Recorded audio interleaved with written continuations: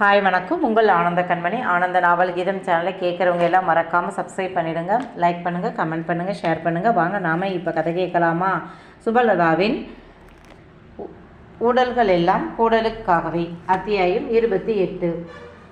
இளந்திரையன் அப்படி சொல்லவும் அத்தானை கோபமாக பார்த்தாள். இதுவரை அவன் இப்படி கோபப்பட்டு யாரும் பார்க்கலை. சண்டை நடந்தது என்னவோ பழைய வீட்டில்தான். ஆனால் சத்தம் கேட்டு வெளியே வந்த அனைவரும் நடந்த சண்டையை வேடிக்கை பார்த்தார்கள். இவளுக்கு இலாவை பற்றி தெரியலை. இவ இன்னைக்கு வந்தவ. பாவனா கிட்ட முழுசா மயங்கி கிடந்தப்ப கூட இவன் நண்பனை விட்டு தர மாட்டான். இவனுங்களை பிரிக்க பாவனா என்னென்னமோ பண்ணி பார்த்தா நடக்கலை. இவ சொன்னா மட்டும் கேட்டு விடுவானா? பழைய இலான்னு நினச்சிக்கிட்டு இவ வீம்பு பிடிக்கிறா. ஆனால் இலா இப்போ ரொம்ப மாறி போயிட்டான். அது தெரியாமல் இவ அடி வாங்க போறா என்று சொல்லும் முன்பே டப்பு டப்புன்னு 4-5 அடி விழுந்தது. ஐயோ அம்மா என்று மேன்மதி கதறினாள். என்ன திமிர் இருந்தா நான் போகக்கூடாதுன்னு சொல்லுவேன் என்று அடித்தவன் பிடித்து தள்ளியதில் அவள் நெற்றி நாற்காலியில் பட்டு உடைந்து ரத்தம் வர இலா அதை கவனிக்கலை. அவள் இடுப்பில் செருகி இருந்த வீட்டுச் சாவியை உருவ ஆ என்று அலறினாள் மேன்மதி. அவன் இருந்த கோபத்தில் அந்த அலறல் அழுகையை அவன் கண்டுக்கவே இல்லை. கதவை திறந்து கொண்டு வெளியே வந்தவன் அங்கே அம்மா, அக்கா மகள்கள் நிற்க, அக்காவின் கையில் இருந்த மகள் வர்ஷா அவனை பயத்துடன் பார்க்க அவன் எதையுமே கவனிக்காமல் வண்டியை எடுத்துக்கொண்டு போய்விட்டான். அவன் போன பிறகுதான் யோகா உள்ளே வந்தவள் கண்டது நெற்றி உடைந்து இரத்தம் வழிந்த மேன்மதியைத்தான். அவள் அழுது கொண்டு கிடக்க ஓடி வந்து தூக்கி காயத்தை துடைக்க ரத்தம் நிற்கவே இல்லை, வழிந்தது. காயம் ஆழமாக இருக்கு, தையல் போடணும். ஏய் சிந்து, ஆட்டோவை வர சொல்லு, ஆஸ்பத்திரி போகணும் என்றார் யோகா. அக்கா அங்கே வந்த கனகம் தேவையில்லாமல் எதுக்கு பேசணும்? அவன் கோபக்காரன். சமரனை பேசினால் சும்மா விட மாட்டான். நீ அவனை வேண்டாம்னு சொல்கிறத விட்டுட்டு நீ மட்டும் சொன்னால் அவன் கேட்டுருவானா? தேவையில்லாமல் வாயை கொடுத்து அடி வாங்கி கட்டிக்கிட்ட. தேவையா உனக்கு என்றார் கனகம். மேன்மதி மாமியார் எப்போ அண்ணன்கிட்ட தன்னை பற்றி புகார் கொடுத்தாரோ அன்று முதல் அவரிடம் அவள் முகம் கொடுத்து பேசுவதே இல்லை. எங்கோ பார்த்து கேட்ட கேள்விக்கு பதில் சொல்லிவிட்டு போவாள். சிந்து ஃபோன் பண்ண ஆட்டோ வந்தது. மெல்ல எழுந்த மேன்மதி பீரோவை திறந்து பணம் எடுத்துக்கொண்டு கிளம்பினாள். ஆட்டோவில் அவளும் யோகாவும் சென்றார்கள். சிவகங்கை தான் போகணும் ஆஸ்பத்திரிக்கு, எனவே போனார்கள். அங்கே அவளுக்கு தையல் போட்டு விட்டவர்கள் அவள் அடி வயிற்றில் இருந்த காயத்திற்கும் மருந்து மட்டும் போட்டார்கள். மாத்திரை வாங்க போன போதுதான் கௌதம் அவளை பார்த்தான். நெற்றியில் கட்டையும் கன்னத்தில் கை தடத்தையும் பார்த்தவனுக்கு அவன் பாவமாக அவளை பார்க்க அவளுக்கு ஏதோ குற்றம் செய்த உணர்வு. தலையை குனிந்து கொண்டாள். நல்ல பொண்ணுங்க எல்லாம் தப்பான ஆள்கிட்ட மாட்டிக்கிட்டு அடிபட்டு சாகுறீங்க. இப்போ தான் என் தங்கச்சி பார்கவி என் தங்கச்சி பார்வதி புத்தி கொண்டு பொழைச்சி போடான்னு புருஷனை விட்டுட்டு உதறிட்டு போயிட்டா. உனக்கும் சூடு சொரணை இருந்தா இப்படி அடிபட்டு சாகாம கூடிய சீக்கிரம் கிளம்பிரு என்றான். அதை கேட்ட யோகா, தம்பி, புருஷன் பொண்டாட்டி சண்டை அதெல்லாம் பெருசுபடுத்தக்கூடாது என்றார்.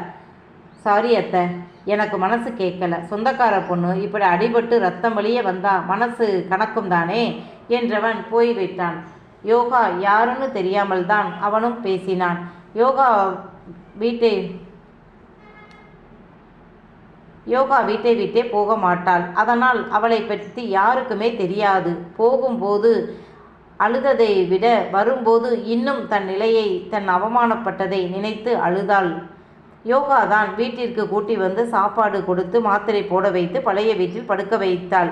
மாலை 6 மணிக்கு அவ வரமாட்டாள், நானும் போகாமல் இருக்கக்கூடாது என்று கனகம் கிளம்ப இலாவும் வந்தவன் அவளை திரும்பி கூட பார்க்காமல் குளித்து புது உடை போட்டுக்கொண்டு கிளம்பியவன், இலா நான் கூடவே வரேன் என்று அம்மா சொல்ல, வாங்கம்மா என்று ஜீப்பில் கதவை திறந்து விட கனகம் ஏறிக்கொண்டார்.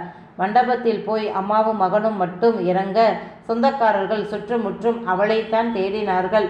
அது அம்மாவுக்கும் மகனுக்கும் புரிந்தது. என்ன கனகம், பிறந்த வீட்டில் நடக்கிற கல்யாணத்துக்கு உன் மருமகளை அனுப்பலையா என்று போல் அவர்கள் கேட்க, நான் அனுப்பினாலும் வந்துருவாளாக்கும் என்று மனதில் நினைத்து கொண்டவர், என் மருமகளுக்கு ஆஸ்பத்திரிக்கு கூட்டிகிட்டு போய் மருந்து மாத்திரை வாங்கி கொடுத்துருக்குறோம், அதனால தான் அவள் வரலை என்றார். கனகம் அம்மா சமாளிக்க ஏதோ சொல்லுது என்று நினைத்தவன் இலா. அவனுக்கு தெரியாது, மண்டபத்தில் அவளை கேட்ட அனைவரிடமும் அம்மாவும் மகனும் ஒரே மாதிரி சொல்ல, இருக்கட்டும், வந்து தலையை காட்டிட்டு போகலாமே, அவ அக்கா கல்யாணம் தானே என்று சொல்ல, ஒருவேளை அதுதான் கோபமாயிருக்காளோ என்னமோ என்று ஒரு பெண் சொல்ல, என்னடி சொல்ற என்று புரியாமல் கேட்க, இன்னொருத்தி, அதுதாண்டி, மேதினிக்கு நகை சீரு பணம் எல்லாம் அதிகமாக கொடுத்து தான் கல்யாணம் பேசி இருக்கிறாங்க, அந்த கோபம் அவளுக்கும் இருக்கும்ல, நண்பன்னு சொல்லிட்டு யாருக்கும் தெரியாமல் நல்ல துணிமணி கூட கட்டாமல் வெறும் மஞ்ச கயிற்றுல கிழங்க கட்டிக்கிட்டு போனவ அவ. இவங்களும் இத்தனை நாளில் அவளுக்கு ஏதாவது செய்திருக்கணுமா இல்லையா? ஏன் செய்யலை?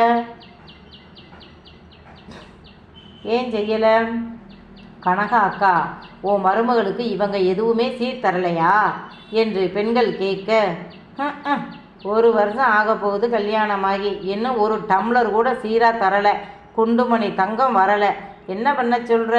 ஏமாந்தவன் என் மகன், அவன் தலையில் கட்டிட்டாக, இவனும் எதுவும் வேணாமனும் இருக்கிறான், அதை விட ஒரு வருஷம் ஆக போகுது, பெத்த மகளை ஒரு முறை கூட இந்த உமையா வந்து பார்க்கல, எப்படி இருக்கு நியாயம் பாருங்க, பத்திரிக்கை கொடுக்கத்தான் வந்தா, அம்புட்டு தான், எந்த முறையும் சீரும் எதுவும் கிடையாது, எல்லாம் என் கால கிரகம், எனக்கு வந்து வாச்ச மருமகள்கள் அப்படி, என்ன பண்ணுறது, அவனுக்கு பொண்ணு கொடுக்க நீ நானும் வர்றாக, நான் தான் என் பேத்தியை கட்டணும்னு ஆசைப்பட்டுட்டேன், இவங்க வகையாக என் மகன் தலையில் இவங்க மகளை கட்டிட்டாங்க, இன்னைக்கு இந்த மகளுக்கு இம்போட்டு நகை போட்டு சீர் கொடுத்து கல்யாணம் பண்ணுறாங்க, என் மகன் இழிச்ச வாயேன், இந்த சமரன் ரொம்ப கெட்டிக்காரன், என் மகன் தலையில் எப்போவும் மிளகா அரைக்கிறதே இவனுக்கு வேலையாக போச்சு, இப்போவும் அரைச்சிட்டான், நான் ஒத்த ஆம்பளை பிள்ளைய வச்சிருக்கிறவ, அவனை என்ன பேச முடியுது என்று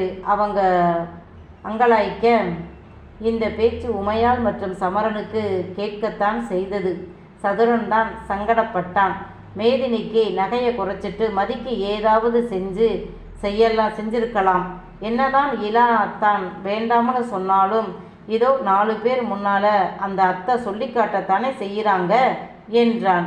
சதுரனுக்கு மேன்மதி காதலித்தது கோபத்தை கொடுத்தது. ஏனென்றால் காதலினால் எந்த குடும்பத்துக்கும் நல்லது நடந்தது இல்லை. அதுவும் இந்த காலத்தில் எந்த சிக்கலும் வராத மாதிரி பொண்ணா பார்த்து அவனுங்களுக்கு பிடிச்சிருந்தா பிராக்கெட் போட்டு காதல்னு சுத்துறானுங்க. வீட்டுக்கு தெரிஞ்சு சரி பண்ணுறது, வீட்டுக்கு தெரியவும் என்ன பண்ணுறது அப்படின்னு ஒத்துக்க மாட்டேங்கிறாங்க. மற்ற எல்லாம் ஒத்து வருது, ஆனால் சீரு தான் ஒத்துக்க வரமாட்டேங்குது அப்படின்னு பேசுவாங்க. திருமணம் பேச போகும்போது தான் மாப்பிள்ளை வீட்டில் ஏகப்பட்ட கண்டிஷன் போடுவானுங்க, கெடுபிடி பண்ணுவானுங்க. மாப்பிள்ளை வசதியான அம்மா அப்பாவிற்கு அவங்க அம்மா அப்பா பின்னால் வசதியாக ஒளிஞ்சுக்குவானுங்க. அங்கே தான் பொண்ணை பெற்றவங்களுக்கு சிக்கல், தலைகுனிவு எல்லாம் வரும். விரும்பிட்டாங்க, காதலிச்சிட்டாங்க, அதுதான் சரின்னு ஒத்துக்கிட்டோம், இல்லைன்னா இதெல்லாம் ஒரு சம்பந்தமா, என் மகனுக்கு எப்படியோ பார்த்துருப்பேன் என்று சொல்வார்கள் வெளியே. ஆனால் பொண்ணு வீட்டுக்காரங்க கிட்ட பெரிய பட்டியல் கொடுத்துருப்பாங்க. சீர் இறக்கணும்னு அந்த பொண்ணு காதலிச்ச பாவத்துக்கு அவளுடைய அம்மா அப்பா உடன்பட்டு நகை நட்டு சீர் எல்லாம் செய்து விரும்பினதால் சும்மா கூட்டி வந்ததா இருக்கக்கூடாதே அப்படின்னு மாப்பிள்ளை வீட்டார் சொல்லிடக்கூடாதே அப்படின்னு பயந்து தான் சொந்த சக்திக்கு மீறி செய்கிறாங்க. சரி, அப்படி செய்கிறாங்களே, சொந்த சாதிசனமாக இருந்தால் கூட பரவாயில்லை. பெண்ணை பெற்றவர்கள் பயப்படுவார்கள். இப்போது பெற்றோர்கள் பார்த்து செய்வது என்றால் அவங்க வசதிக்கு தகுந்த மாதிரி அவங்க நல்ல இடமா பார்த்து செய்வாங்க. கூட கேட்டால் எங்களால் முடியாதுங்க, நீங்கள் வேறு இடத்த பாருங்கள் அப்படின்னு சொல்லிட்டு போயிடுவாங்க. மேன்மதி செய்தது தப்பு என்றாலும் 2ஆம் தாரமாக இளந்திரையனுக்கு கட்டியது பெரும் அதிர்ச்சி, வருத்தம் சதுரனுக்கு. அவள் வயது என்ன, அவர் வயது என்ன? தாய்க்கு தலைமகன் சமரன், அவன் வயது அவர். மேன்மதி கடைக்குட்டி. எல்லாரையும் விட வயதில் சின்னவ. இப்படி அண்ணா செய்திருக்க வேண்டாம் என்று ஒரு மனம் நினைத்தாலும் இன்னொரு மனமோ, அன்று அந்த கல்யாணம் நடக்கலைனா கௌதமும் அவன் அப்பாவும் எங்கள் குடும்ப மானத்தை சந்தி சிரிக்க வச்சிருப்பானுங்க. ஏதோ இந்த கல்யாணம் கூட நடந்திருக்காது. அதனால் நடந்ததை பற்றி நினைக்காமல் நடக்கப் போவதைத்தான் நினைக்க வேண்டும். மேன்மதி இளந்திரையனோடு திருமணத்திற்கு வருவாள் என்று சதுரன் ஆவலோடு எதிர்பார்த்து இருந்தான். அவள் வரலை என்றதும், என்ன தாமதி வரலையா என்று ஏமாற்றமாக அவன் கேட்க, அவ திமிர் பிடிச்சவ, வரமாட்டா, நம்மளை அசிங்கப்படுத்தணும் என்றே பிறந்தவள் என்று சமரன் சொல்ல இளந்திரையனுக்கு வருத்தமாக இருந்தது. மனைவி செய்தது தப்பு என்று புரிந்தாலும் அவளை அவள் அண்ணனே என்றாலும் அப்படி பேசியது அவனுக்கு பிடிக்கலை. உடனே, சமரா, அவ வரல, அதோட பேச்சை விட்டுறணும், தேவையில்லாத பேச்சு எதுக்கு என்று இலா சொல்லவும் தான் நண்பனின் முகத்தை பார்த்து தான் செய்த தவறு அவனுக்கு புரிந்தது. இப்ப அவள் அவன் மனைவியாச்சே, எனவே சரி வா இலா, சாப்பாடு ரெடியானு பார்ப்போம், அப்போ தான் சீக்கிரம் சடங்கு சுற்றிட்டு சாப்பாடு போட முடியும், வா என்று சமையல் கட்டு பக்கம் கூட்டி போனான். மறுநாள் காலை திருமணத்திற்கு போக இலா காலையில்தான் வீடு திரும்பினான். இரவு மண்டபத்தில் நண்பனோடு தங்கி வேலை பார்த்தான். இப்போதுதான் வந்தான். மேன்மதி கூடத்தில் படுத்திருக்க, வீடோ படுத்திருக்கா பாரு, எப்பவும் 6 மணிக்கு எழுந்திரிச்சு சமைக்க போயிடுவா, இன்னைக்கு இவ்வளவு நேரம் படுத்திருக்கா. நான் கல்யாணக்கார வீட்டுக்கு போவேன்னு நினச்சா போல, நான் ஏன் கூப்பிடணும் இவளை? அவளுக்கு பிறந்த வீடு வேண்டாம்னா இருக்கட்டும், அதனால் எனக்கு ஒன்றும் பிரச்சனையும் இல்லை, நட்டமும் இல்லை. அவன் ஏன் நண்பன், அவன் வீட்டு விசேஷத்துக்கு நான் போகக்கூடாதுன்னு சொன்னால் சும்மா இருப்பேனா என்று மனதிற்குள் சொன்னபடி இலா குளித்து கிளம்பி வர இன்னமும் கனகமும் மகனுடன் காரில் ஏறிக்கொண்டார். காலையில் நேரம் கழித்து எழுந்த மேன்மதிக்கு இப்போது காய்ச்சல், உடல்வலி இல்லை, நெற்றி தையலும் கடுப்பும் இருந்தது.